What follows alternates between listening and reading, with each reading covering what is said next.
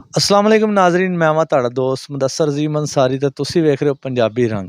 नाज़रीन, मैं तुहानूं विखाना पंजाब दे शहरां दे खूबसूरत रंग। तुसीं किते नहीं जाना, रहना मेरे संग, वेखते रहो पंजाबी रंग।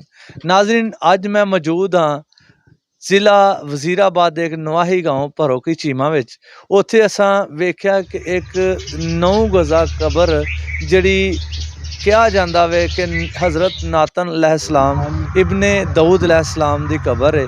ते यह कबर तुसी स्क्रीन दे उत्ते वेख सकदे हो। इहदी लंबाई 9 गज है ते स्क्रीन दे उत्ते नज़र आ रही है कि इहदी लंबाई अज दे दौर दे लोकां दी लंबाई नहीं है। तुसी वेख रहे हो कि जिहड़ी लंबाई तो पता चल रहा है ये कम अज़ कम कोई 200 400 हज़ार साल पहलां दी यह कबर है।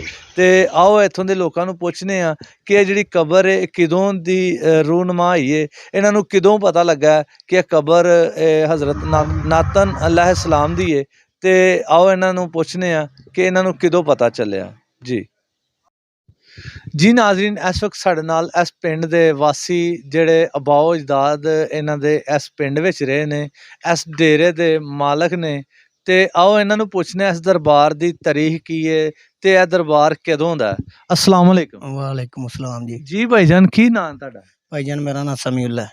समीउल्ला साहब, मैनूं तुसीं यह दसना पसंद करोगे यह जिहड़ा दरबार है नातन अलैहिस्सलाम इब्ने दाऊद अलैहिस्सलाम, ये किदों दा तुसीं वेख रहे हो? सर ਅਸੀਂ ਅੱਜ ਤੋਂ ਪਹਿਲਾਂ ਸਾਡੇ 3-4 ਪੀੜ੍ਹੀਆਂ ਗੁਜ਼ਰ ਚੁੱਕੀਆਂ ਨੇ। ਇਹ ਉਸ ਤੋਂ ਵੀ ਪਹਿਲਾਂ ਦਾ ਹੈ। अच्छा ਬਈ ਅਸੀਂ ਮੁਕੰਮਲ ਤਰੀਖ ਨਹੀਂ ਇਹਦੀ ਜਾਣਦੇ, अच्छा ਲੇਕਿਨ 3-4 ਪੀੜ੍ਹੀਆਂ ਸਾਡੀਆਂ ਇਸ ਹਵਾਲੇ ਨਾਲ ਗੁਜ਼ਰ ਚੁੱਕੀਆਂ ਨੇ, ਇਸੇ ਤਰ੍ਹਾਂ ਹੀ ਜਿਸ ਤਰ੍ਹਾਂ ਫਿਲਹਾਲ ਹੁਣ ਹੈ। भाईजान, तुसीं मैनूं यह दसना पसंद करोगे कि इहदी जिहड़ी तमीराती काम है ये तुसां कीता या तुहाडे बाप-दाद ने कीता? ਸਰ ਇਹ ਸਾਡੇ ਜਿਹੜੇ ਬਾਬੂ ਜੀ ਦਾਦ ਸਨ, ਬਜ਼ੁਰਗ ਵਡੇਰੇ, ਇਹ ਉਹਨਾਂ ਕੀਤਾ ਸੀ। ਪਹਿਲਾਂ ਕੱਚੀ ਢੇਰੀ ਸੀਗੇ। अच्छा, ਹਾਂਜੀ।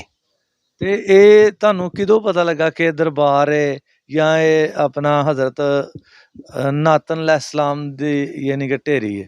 ਜੀ ਸਰ ਇਹ ਸਾਨੂੰ ਜਿਹੜਾ ਨਾ ਪਤਾ ਇਸ ਤਰ੍ਹਾਂ ਲੱਗਾ ਇਹਨਾਂ ਦੇ ਦਰਬਾਰਾਂ ਦੇ ਬਾਰੇ ਕਿਤਾਬਾਂ ਲਿਖੀਆਂ ਗਈਆਂ ਨੇ। अच्छा ਉਸ ਤਰ੍ਹਾਂ ਇੱਕ ਇੱਥੇ ਮੰਨਤ ਵਾਲੇ ਮੰਗਣ ਆਏ ਸਨ ਤੇ ਉਹਨਾਂ ਕੋਲ ਕਿਤਾਬ ਸੀ ਤੇ ਉਹਨਾਂ ਨੇ ਫਟੀ ਛਟੀ ਲਿਆ ਕੇ ਉਹਨਾਂ ਨੇ ਕਾਗਜ਼ੀ ਸਾਨੂੰ ਹਵਾਲਾ ਦਿੱਤਾ ਸੀ ਵੀ ਇਹਨਾਂ ਦੇ ਬਜ਼ੁਰਗਾਂ ਦਾ ਇਹ ਨਾਂ ਹੈ, ਬਈ ਇਹ ਹਵਾਲਾ ਸ਼ਵਾਲਾ ਇਹ ਇਸ ਤਰ੍ਹਾਂ।